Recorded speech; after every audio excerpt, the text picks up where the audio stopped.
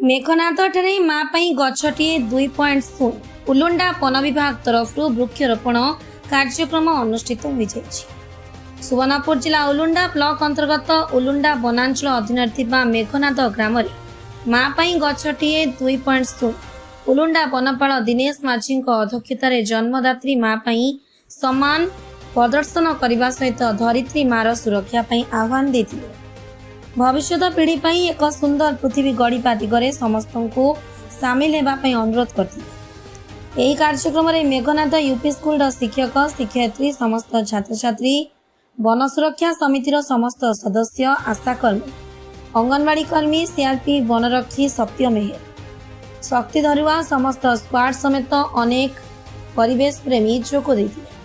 सभा शेष में समस्ते मां उद्देश्य गछटिए लगाई जत्न नेबाकू शपथ नहीं। Bureau report Subarnapur TV.